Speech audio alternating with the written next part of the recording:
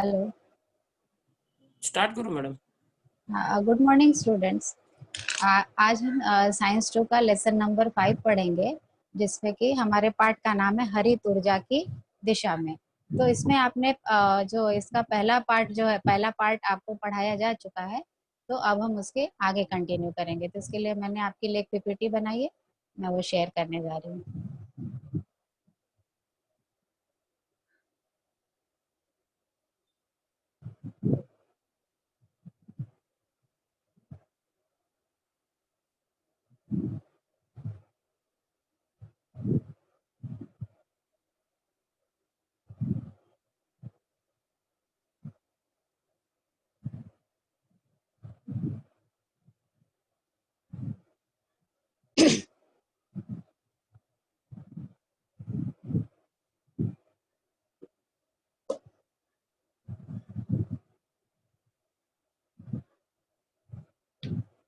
तो इसमें हम आपने अभी ये लेसन नंबर 5 में आपने अभी तक पढ़ा है। पहला है कि ऊर्जा और ऊर्जा का उपयोग, विद्युत ऊर्जा की निर्मिति, ऊष्मीय ऊर्जा पर आधारित विद्युत ऊर्जा, ये 3 पार्ट आपको पढ़ाया जा चुका है।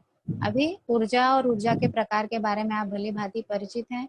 इसमें से विद्युत ऊर्जा जो है ये हमारे लिए सबसे ज्यादा उपयोगी है, क्योंकि हमारे घर हो या फैक्ट्री हो, हमें हर जगह विद्युत ऊर्जा की आवश्यकता होती है। आप इस समय ये क्लासेस जो है वो मोस्टली सारे बच्चे मोबाइल या फिर कंप्यूटर पर देख रहे हैं, तो इसे चार्ज करने के लिए भी हमें विद्युत की आवश्यकता है।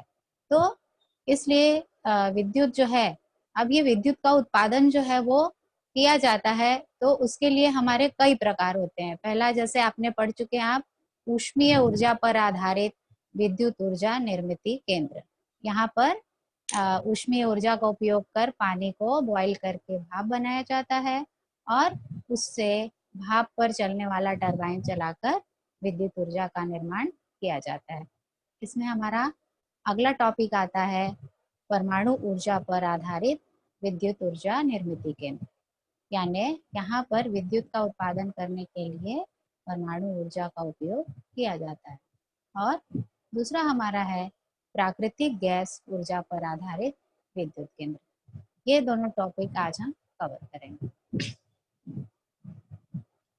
अब परमाणु ऊर्जा पर आधारित विद्युत ऊर्जा निर्मिति केंद्र में, इसमें भी जैसे कि आपने पहले पार्ट में पढ़ा होगा, जनित्र या जनरेटर को घुमाने के लिए भाप पर चलने वाले टरबाइन का उपयोग किया जाता है। लेकिन जैसे ऊष्मीय ऊर्जा में आपने देखा कि कोयले का दहन करके फिर उसकी ऊष्मा से भाप बनाई जाती है, यहाँ पर यूरेनियम या फिर प्लूटोनियम, ऐसे दो परमाणुओं को इनका विखंडन, उनके नाभिक का विखंडन यानी उनके नाभिक को तोड़ा जाता है, और उस प्रक्रिया में बहुत बड़ी मात्रा में ऊष्मीय ऊर्जा निकलती है।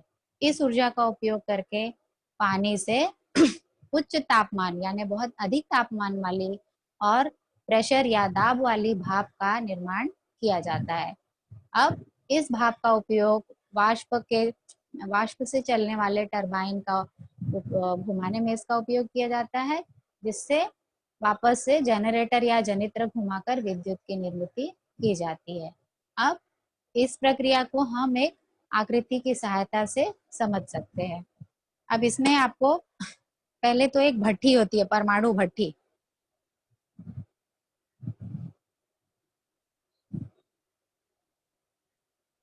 परमाणु भट्ठी जो है, ये इसका उपयोग किसके लिए किया जाता है? परमाणु के विखंडन के लिए। यानी इस भट्टी के अंदर यूरेनियम के नाभिक को, परमाणु के नाभिक को तोड़ा जाता है।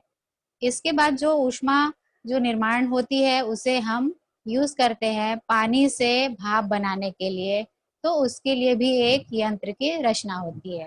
फिर उसके बाद इस जो भाप बनी है इसका उपयोग हम कहाँ पर करते हैं? भाप पर चलने वाले टरबाइन को घुमाने के लिए। फिर इससे जनित्र को घुमाया जाता है और विद्युत ऊर्जा का निर्माण किया जाता है।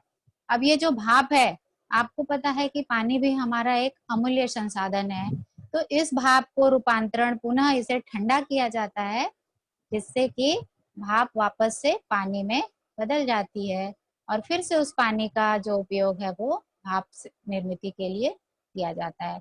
तो ये हमारी एक सरल रूपरेखा है कि किस तरीके से परमाणु ऊर्जा पर आधारित विद्युत ऊर्जा निर्मित केंद्र होते हैं।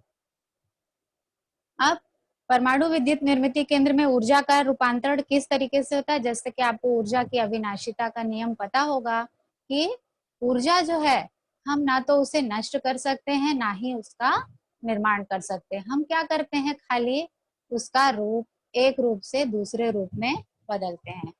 तो परमाणु ऊर्जा निर्मित केंद्र में किस तरीके से ऊर्जा का रूपांतरण होता है। पहला जो है परमाणु की ऊर्जा है, इसका जो रूपांतरण है वो किस में होता है, ऊष्मीय ऊर्जा में।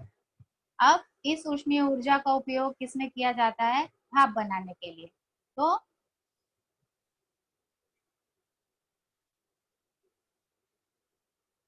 इस ऊष्मीय ऊर्जा का उपयोग भाप बनाने के लिए किया जाता है और इस भाप में गतिज ऊर्जा होती है। फिर इसका रूपांतरण वाष्प की गतिज ऊर्जा का रूपांतरण कहाँ पर होता है, उसका उपयोग हम टरबाइन की गतिज ऊर्जा में करते हैं। यानी वाष्प का उपयोग हम टरबाइन चलाने के लिए करते हैं। तो इस तरीके से वाष्प की गतिज ऊर्जा टरबाइन की गतिज ऊर्जा में बदल जाती है। अब इस टरबाइन का उपयोग जनरेटर या जनित्र घुमाने के लिए किया जाता है, जहां पर कि उसे विद्युत ऊर्जा के रूप में बदल दिया जाता है। तो अब हम आगे देखेंगे कि परमाणु का विखंडन किया कैसे जाता है। उसके लिए हम थोड़ा सा संक्षेप में परमाणु की संरचना आपने पढ़ी है, पर फिर भी हम थोड़ा सा उसे रिवाइज कर लेते हैं। तो परमाणु की संरचना में क्या होता है, परमाणु का बीच में होता है नाभिक। इस नाभिक में धनावेशित प्रोटॉन और ऋणावेशित न्यूट्रॉन भरे होते हैं और बाहर की कक्षा में इलेक्ट्रॉन जो है वो चक्कर काटते रहते हैं। तो परमाणु विखंडन में हम किसका उपयोग करते हैं, मोस्टली यूरेनियम का करते हैं। तो यूरेनियम के बारे में थोड़ा जान लेते हैं। यूरेनियम जो है इसका परमाणु क्रमांक 92 होता है, यानी इसके परमाणु में 92 प्रोटॉन और 92 इलेक्ट्रॉन होते हैं। साथ ही में इसका परमाणु द्रव्यमान 235 होता है। अब आपको पता होगा कि परमाणु द्रव्यमान की कैलकुलेशन हम कैसे करते हैं। इसमें हम किसी भी परमाणु में उपस्थित प्रोटॉन और न्यूट्रॉन की संख्या को जोड़कर निकालते हैं। तो इसमें हमारे टोटल प्रोटॉन 92 होते हैं और न्यूट्रॉन 143 होते हैं। इस तरीके से ये दोनों मिलके यूरेनियम परमाणु का द्रव्यमान 235 होता है। अब क्या करते हैं कि यूरेनियम परमाणु पर क्या करते हैं, न्यूट्रॉन का प्रहार करते हैं, यानी उसके नाभिक पर न्यूट्रॉन का प्रहार या न्यूट्रॉन से अटैक किया जाता है, जिससे कि ये जो इसका परमाणु द्रव्यमान 235 है ये चेंज होकर 236 हो जाता है। अब ये यूरेनियम 235 का समस्थानिक बन जाता है। यूरेनियम 236 जो है ये बहुत ही अस्थिर होता है, यानी इसके नाभिक में जो एक एक्स्ट्रा न्यूट्रॉन डाला गया है उसके कारण से उसका नाभिक जो है वो दो भागों में टूट जाता है। दो भाग उसके कौन से होते हैं, दो छोटे परमाणु बनते हैं, बेरियम और क्रिप्टॉन, और साथ में 3 न्यूट्रॉन और 200 मेगावाट इतनी बिजली निकलती है। ठीक है। अब ये जो 3 न्यूट्रॉन है ये वापस से 3 और यूरेनियम 235 परमाणुओं का विखंडन करते हैं और वापस से ऊर्जा मुक्त होती है। तो इस तरह से ये एक चेन रिएक्शन यानी श्रृंखला अभिक्रिया बन जाती है। तो हम इसे थोड़ा और विस्तार से जानेंगे।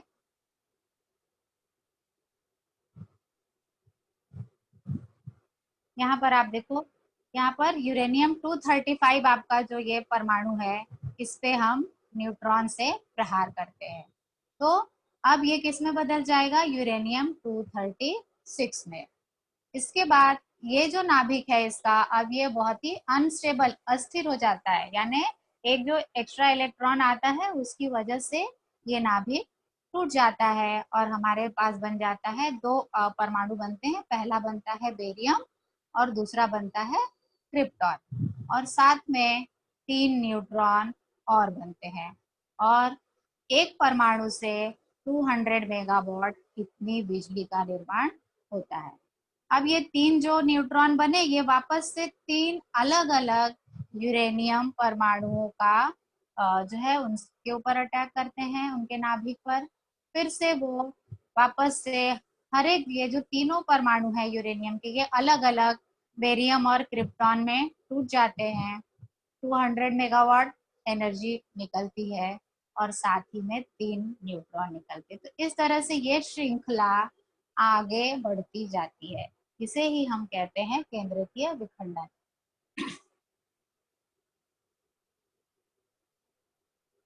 अब हम देखेंगे कि जो पावर प्रोजेक्ट जहाँ पर परमाणु नाभिक का विखंडन कराकर विद्युत ऊर्जा निर्माण किया जाता है, उसकी हम यहाँ पर रूपरेखा देखेंगे।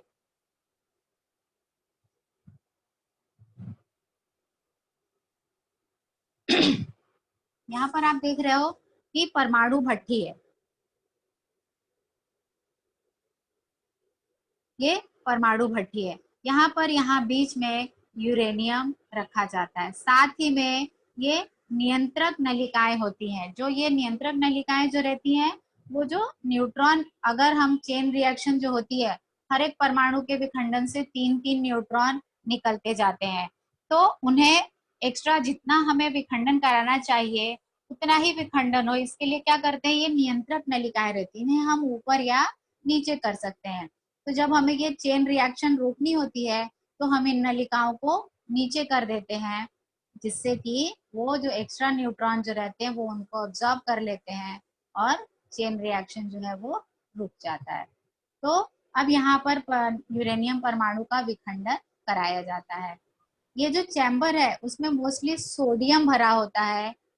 सोडियम जो है वो पिघली हुई अवस्था में रहता है। तो ये जो ऊष्मा यहाँ पर निकलती है, उसे क्या करता है, ये सोडियम उसकी वजह से बहुत गर्म हो जाता है, जिसे कि पाइप की सहायता से एक दूसरे सिलेंडर में ले जाया जाता है। इसे हम कहते हैं वाष्प वाष्प निर्मिती यंत्र।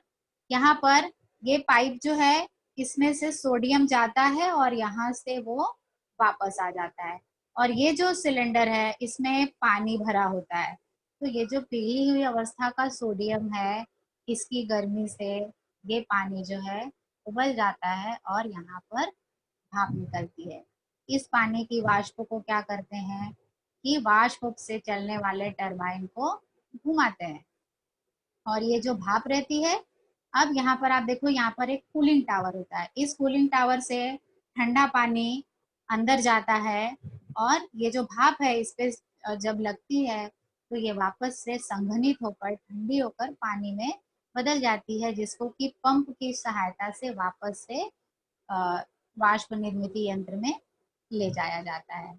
अब यहाँ पर ये जो टरबाइन है, ये पानी की वाष्प से घूमता है, तो फिर इससे जनरेटर जुड़ा होता है, और इस जनरेटर से विद्युत ऊर्जा का निर्माण होता है। और ये जो कूलिंग टावर है, इसका काम है कि इस वाष्प को ठंडा करके वापस से पानी में बदल दिया जाता है। तो इस तरीके से ये पूरी प्रक्रिया होती रहती है।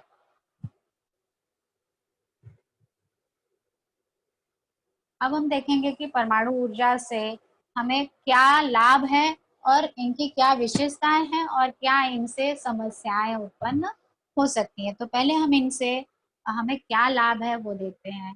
पहला है, यूरेनियम के एक परमाणु के विखंडन से जितनी ऊष्मा मुक्त होती है, वो कोयले के किसी भी कार्बन के परमाणु के दहन से उत्पन्न ऊर्जा की तुलना में 1 करोड़ गुना अधिक होती है।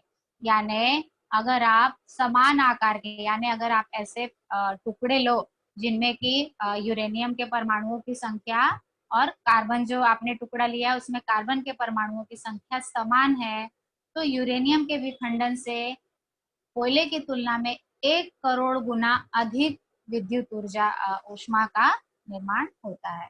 तो इस तरीके से इससे क्या फायदा होगा कि हम बहुत थोड़ी मात्रा में भी अगर हमने यूरेनियम का उपयोग किया तो उससे हम बहुत अधिक विद्युत ऊर्जा का निर्माण कर सकते हैं। तो इसलिए इसका उपयोग जो है परमाणु ऊर्जा का उपयोग करके बहुत से विकसित और विकासशील देश इस यूरेनियम परमाणु की ऊर्जा का उपयोग करके विद्युत का निर्माण करते हैं। अब ये परमाणु ऊर्जा जो है बहुत लंबे समय तक हमारी ऊर्जा संबंधी जरूरतों को पूरी कर सकती है, और इससे जो ऊर्जा बनाने में जो लगने वाला खर्च है, अगर हम 1 मेगावाट की बात करें तो ये अन्य जैसे आपके ऊष्मीय ऊर्जा पर आधारित है, तो उनसे काफी कम खर्च पर ये जो हमारा परमाणु ऊर्जा जो है इसका उपयोग करके हम विद्युत बना सकते हैं।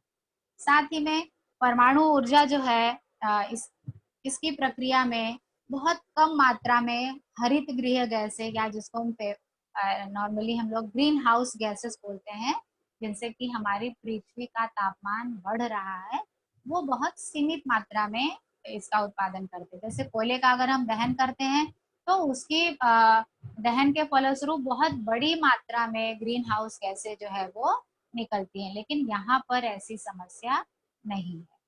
लेकिन अब इतने सारे लाभ तो हैं, लेकिन इसकी कुछ हानियां भी हैं, वो हम देखेंगे एक एक करके। पहला है परमाणु ऊर्जा केंद्रों में परमाणु केंद्रकों का विखंडन होने पर जो रेडियो सक्रिय और हानिकारक विकिरण जो है वो बाहर उत्सर्जित होते हैं। ये जो रेडियो एक्टिव किरणें हैं ये वातावरण के लिए, साथ में मनुष्यों के लिए, यानी प्रत्येक सजीव के लिए ये हानिकारक होती हैं, क्योंकि ये जो है सीधे हमारे कोशिकाओं के केंद्रक में जाकर हमारे डीएनए को बदलती हैं। इसके कारण, विकिरण के कारण कैंसर जैसी समस्याएं उत्पन्न होती हैं। तो इसके लिए इनका उपयोग करना थोड़ा सा खतरनाक हो जाता है।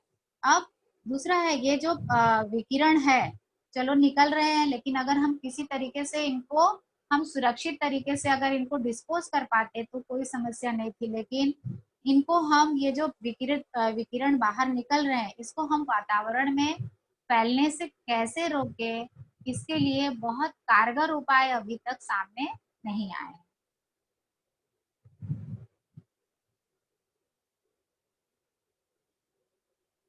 तीसरा हमारा है परमाणु ऊर्जा निर्मित केंद्र में दुर्घटना होने पर, दुर्घटना अगर होती है तो उससे बाहर निकलने वाले परमाणविक विकिरण जो है इनसे बहुत बड़े पैमाने पर जान माल की हानि हो सकती है। यानी अगर मान लो जो आपने भट्टी की रचना पढ़ी, परमाणु भट्टी की रचना, अगर वो किसी भी तरीके से टूट जाती है तो वहां से असीमित मात्रा में ये रेडियो विकिरण किरणें बाहर निकलेंगे। आप सबको मालूम होगा जब जापान में जो है एक बार ऐसी दुर्घटना हुई थी, तो वहां पर अभी तक वहां पर न्यूक्लियर बॉम्ब एक्चुअली गिराया गया था, पर उनसे इसी प्रकार की विकिरणें बाहर निकलती हैं जैसी कि हमारे परमाणु के केंद्र के विखंडन के समय।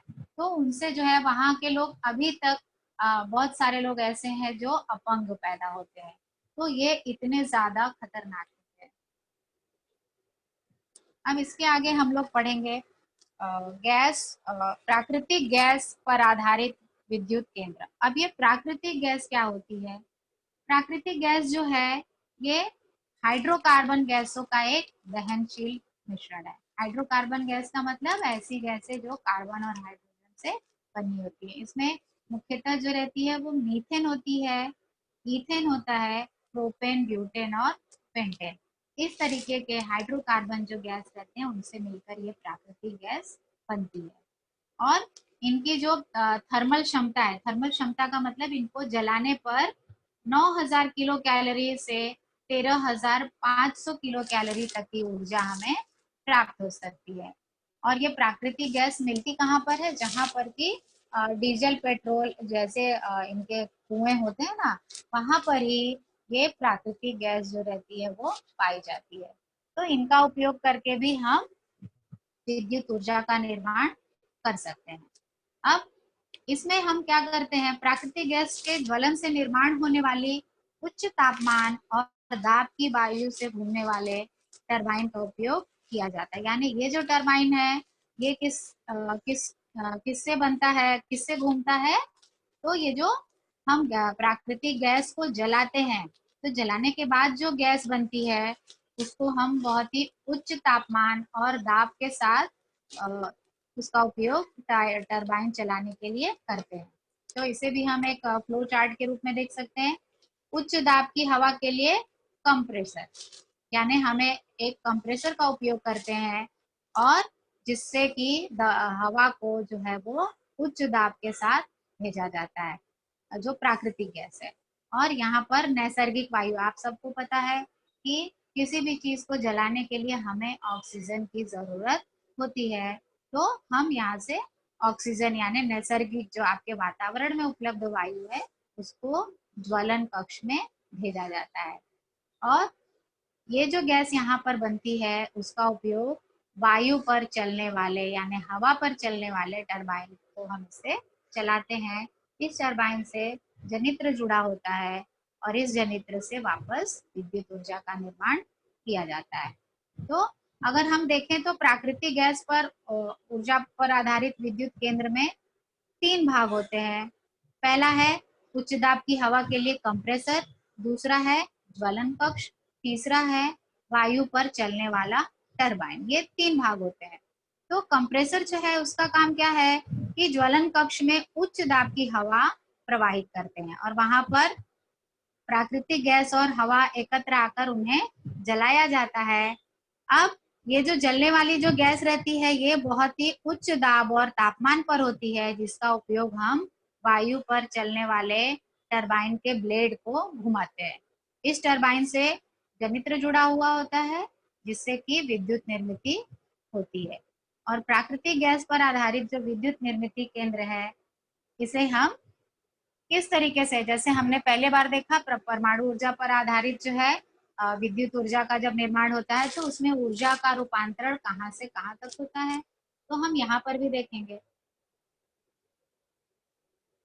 अब इसमें प्राकृतिक गैस है, अब इसमें कौन सी ऊर्जा है, रासायनिक ऊर्जा है, क्योंकि यहाँ पर रासायनिक अभिक्रिया ज्वलन जो है किसी चीज को जलाना ये भी एक रासायनिक अभिक्रिया है। तो यहाँ पर हम प्राकृतिक गैस की रासायनिक ऊर्जा का उपयोग करते हैं।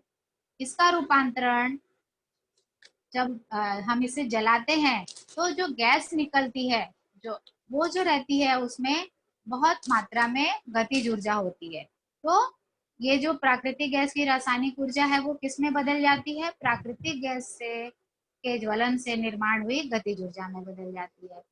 अब इससे हम क्या करते हैं, टरबाइन चलाते हैं। तो ये जो प्राकृतिक गैस के ज्वलन से निर्माण हुई गतिज ऊर्जा है ये टरबाइन की गतिज ऊर्जा में बदल जाती है। और अब इस टरबाइन से हम जनित्र घुमाते हैं तो जिससे कि अब ये विद्युत ऊर्जा में बदल जाती है। तो इस तरीके से हमने देखा कि एक तरीके की यानी प्राकृतिक गैस की रासायनिक ऊर्जा का रूपांतरण विद्युत ऊर्जा में किया गया। अब हम इसके विद्युत निर्मिती केंद्र की रूपरेखा देख लेते हैं। यहाँ पर आपको देखो ज्वलन कक्ष है, ज्वलन कक्ष है और ये ईंधन है, ईंधन यानी यहाँ पर आपकी प्राकृतिक गैस है। ये है हवा, यहाँ से नेचुरल हवा कंप्रेसर की सहायता से ज्वलन कक्ष में भेजी जाती है, यानी ईंधन इधर से आता है और हवा इधर से आती है। यहाँ पर इनको जलाया जाता है, जलाया जाता है तो उच्च तापमान की और उच्च दाब की वायु का निर्माण होता है और ये वायु जो है ये कहाँ जाती है, ये गैस से चलने वाला टरबाइन है ये इसे चलाती है। और फिर उसके बाद इस गैस के टरबाइन से जो है जनित्र को घुमाया जाता है और जो यहाँ पर जो गैसें जो आती हैं वो इधर एक रास्ते से बाहर निकल जाती है। तो इस तरीके से हम प्राकृतिक गैस और नेचुरल यानी प्राकृतिक हवा की सहायता से हम उसे जलाते हैं और उससे जो गैस निर्माण होती है वो उच्च तापमान और दाब वाली होती है, जिसका उपयोग हम गैस टरबाइन को घुमाने के लिए करते हैं। इस टरबाइन से हम जनित्र जोड़ देते हैं, जनित्र की सहायता से बिजली का निर्माण होता है। तो इस तरीके से हम देखते हैं कि प्राकृतिक गैस का उपयोग करके विद्युत निर्माण किया जाता है। अब प्राकृतिक गैस पर आधारित जो विद्युत निर्मिती केंद्र हैं इनसे क्या लाभ है, ये जो गैस है ये इन्हें जब हम जलाते हैं तो बहुत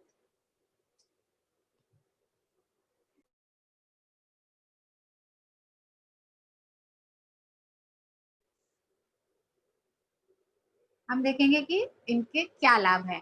कोयले पर चलने वाले विद्युत निर्मित केंद्र की अपेक्षा प्राकृतिक गैस पर चलने वाले विद्युत निर्मित केंद्र की कार्य क्षमता अधिक होती है। यानी कोयले की अपेक्षा जब हम प्राकृतिक गैस को जलाकर उसकी सहायता से जब हम विद्युत ऊर्जा का निर्माण करते हैं, तो ये जो है इसकी क्षमता जो है ये कोयले की अपेक्षा अधिक होती है। फिर है, इस प्राकृतिक गैस में सल्फर नहीं होता है। सल्फर जो है जब हम उसे जलाते हैं तो ये सल्फर डाइऑक्साइड और सल्फर ट्राइऑक्साइड ऐसी गैसों का निर्माण करता है, जो कि हमारे वातावरण के लिए काफी हानिकारक होता है। तो प्राकृतिक गैस में, कोयले में जो है वो सल्फर पाया जाता है, तो जब हम कोयले को जलाते हैं तो वहां पर सल्फर डाइऑक्साइड और सल्फर ट्राइऑक्साइड इन गैसों का निर्माण होता है, जो कि वातावरण में जाती हैं और वहां पर पानी के साथ अभिक्रिया करके एसिड बना लेते हैं, जिससे कि एसिड रेन या अम्लीय वर्षा होती है। उसके बारे में आपने सुना होगा। ताजमहल जो है वो इसी अम्लीय वर्षा के कारण खराब हो जाता है। फिर उसके बाद जो मछलियां हैं, अगर वहां के तालाब में वहां पर अगर अम्लीय वर्षा होती है तो उनकी मौत हो जाती है। खेतों वगैरह में भी अगर ये अम्लीय वर्षा होती है तो वहां के जो खेत होते हैं वो बंजर हो जाते हैं और वहां पौधों को नुकसान पहुंचता है। तो प्राकृतिक गैस जो है इस मामले में कोयले पर चलने वाले विद्युत निर्मित केंद्र की अपेक्षा ज्यादा लाभदायक है, क्योंकि यहाँ पर इसमें सल्फर गैस नहीं होता, तो इसके ज्वलन से प्रदूषण भी कम होता है।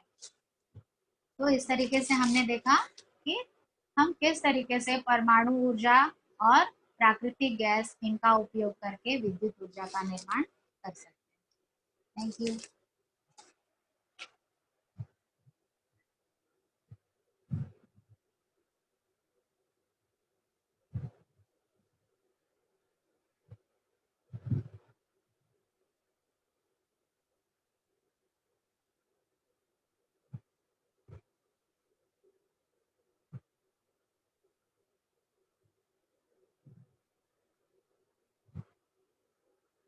अभी आप लोगों को कुछ सवाल पूछना है तो आप पूछ सकते हैं। हेलो,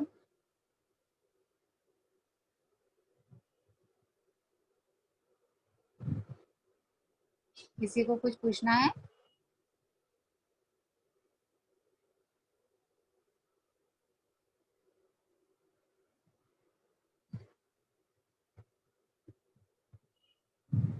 आप लोग को मेरी आवाज आ रही है? किसी को कुछ पूछना है?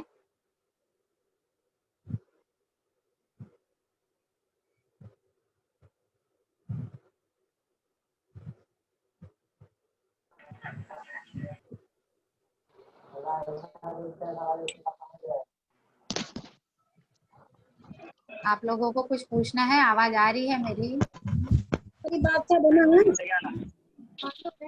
अरे आवाज हाँ, तो जिसको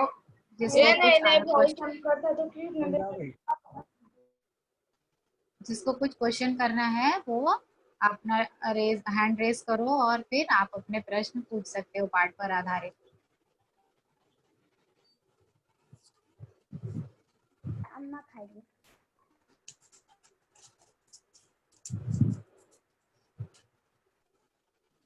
बोलो निर्जला, सॉरी। टीचर समस्थानिक का मतलब? समस्थानिक का मतलब कि ऐसे तत्व, जैसे हमने देखा कि यूरेनियम के परमाणु में, यानी यूरेनियम का परमाणु द्रव्यमान 235 होता है, तो जब हम उसमें एक और न्यूट्रॉन से प्रहार करते हैं तो उसमें वो ऐड हो जाता है, यानी उसका परमाणु द्रव्यमान 236 हो जाता है, लेकिन इनका परमाणु क्रमांक अभी भी 92 ही है। इसके लिए ऐसे तत्व जिनका परमाणु क्रमांक समान है लेकिन जिनका परमाणु द्रव्यमान भिन्न भिन्न है, इन तत्वों को हम कहते हैं समस्थानिक।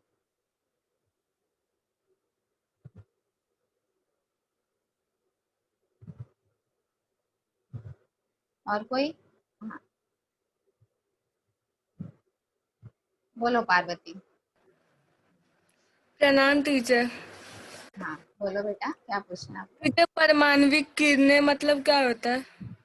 परमाणविक विकिरणें होती है, किरणें नहीं होती है। ऐसी जैसे प्रकाश किरणें होती है ना, तो जब परमाणु टूटता है, जब परमाणु के नाभिक का विखंडन होता है तो ऐसी किरणें निकलती हैं, जैसे कि एक्सरे, आपको पता होगा एक्सरे, जब हम हड्डी का एक्सरे निकलवाते हैं तो वो किरणें आपको दिखती नहीं है बराबर, लेकिन वो वहां पर होती हैं। तो इस तरीके की बहुत अलग अलग विकिरणें होती है, जैसे अल्फा, बीटा, गामा। तो ये सारी किरणें जो रहती हैं ये हमारे लिए हानिकारक होती है। इवन एक्सरे भी हमारे लिए हानिकारक होता है। तो इसके लिए अगर बहुत जरूरी नहीं है तो हमें एक्सरे भी नहीं कराना चाहिए। तो इस तरह की किरणें जो है जिन्हें हम परमाणु विकिरण या फिर रेडियो एक्टिव विकिरण कहते हैं।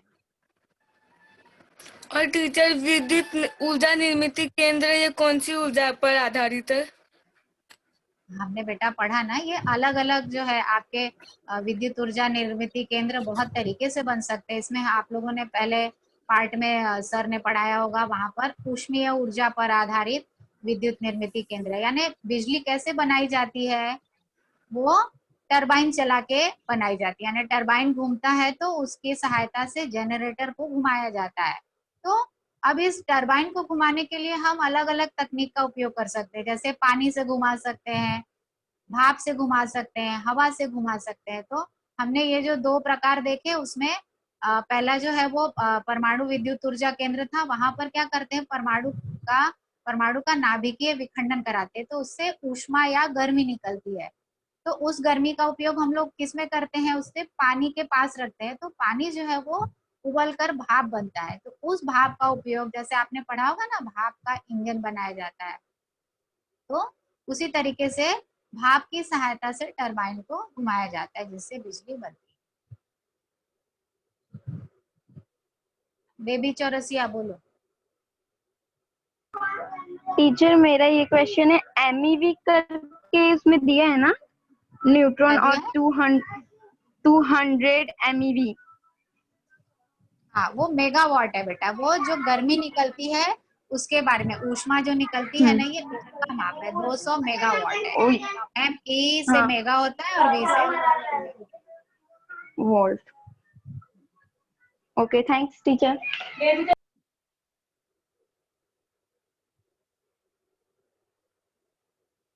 बोलो अभिषेक। हेलो, बोलो अभिषेक। हेलो। हाँ बोलो। इसे परमाणु के ऊर्जा जो होता है उसका मतलब क्या होता है? परमाणु की ऊर्जा का मतलब है कि जब जैसे आप जलाते हो किसी चीज को, जैसे लकड़ियां जलाते हो बराबर, तो उससे ऊष्मा हम्म। निकलती है कि नहीं, उस गर्मी का उपयोग करके आप खाना बनाते हो बराबर। जो आपके घरों में हाँ। गैस आती है, जो गैस के सिलेंडर होते हैं, उन्हें आप जलाते हो तो क्या निकलता है, ऊष्मा निकलती है। उस ऊष्मा का उपयोग आप खाना बनाने के लिए करते हो बराबर। इसी तरीके हम्म। से जब परमाणु का नाभिक टूटता है तो बहुत बड़ी मात्रा में ऊष्मा निकलती है। परमाणु दिखने में भले ही आप उसे देख भी नहीं सकते, सही बात तो ये है, अगर आप सुई की एक नोक रखो तो उसमें भी लाखों करोड़ों परमाणु होते हैं, लेकिन उसके एक नाभिक में जब उसे आप तोड़ते हो तो बहुत बड़ी मात्रा में ऊष्मा निकलती है। ठीक है। ओके। मेघा सिंह बोलो।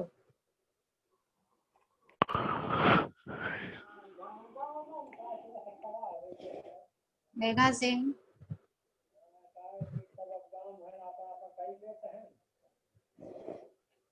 हेलो अभिषेक, तुम्हारे क्वेश्चन का आंसर मिल गया?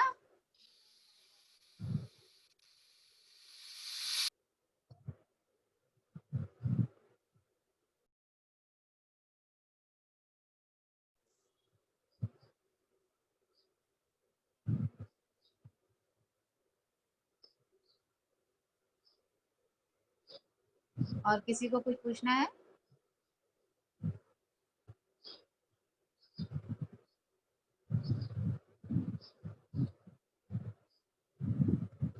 बेबी चौरसिया।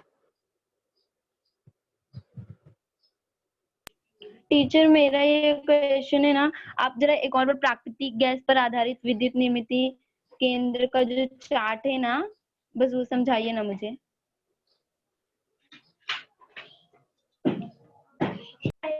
ओके।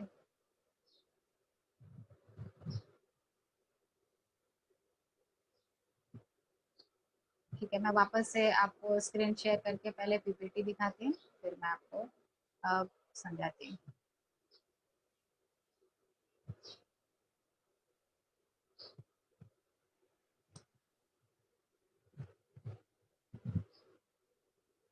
ये जो प्राकृतिक गैस पर आधारित विद्युत निर्मित केंद्र है, इसमें ये ईंधन जो है, ईंधन के रूप में क्या होती है, प्राकृतिक गैस होती है। कंप्रेशर यानी एक तरीके का पंप होता है, जैसे आपके घरों में पंप होता है ना, जो पानी पहुंचाने का काम करता है। तो कंप्रेसर जो है ये हवा को खींच के इसको ज्वलन कक्ष में भेजता है, और यहाँ से आपकी प्राकृतिक गैस, यहाँ पर इस प्राकृतिक गैस को जलाया जाता है। जब हम इसे जलाते हैं तो जलाने के बाद भी बहुत सारी गैसें बनती हैं, ठीक है, मोस्टली कार्बन डाइऑक्साइड गैस बनती है। और ये जो आपका जो कक्ष है ये बंद होता है, तो बंद होता है तो वो गैस जो है उसमें काफी दबाव के साथ भर जाती है। अब इस गैस को एक पाइप की सहायता से गैस टरबाइन का मतलब है कि ऐसा टरबाइन जिससे कि हम लोग जिसको हम गैस की सहायता से चला सकते हैं, तो इस टरबाइन को चलाया जाता है। और ये जो गैस है वो वापस से यहाँ से बाहर निकलती रहती है। इस यहाँ से ज्वलन कक्ष से ये गैस आती है, टरबाइन घुमाती है और यहाँ से बाहर निकल जाती है। और इस टरबाइन की पाइप से ये जनित्र जुड़ा हुआ होता है, जिससे कि ये जनित्र घूमने लगता है और यहाँ पर विद्युत ऊर्जा का निर्माण होता है।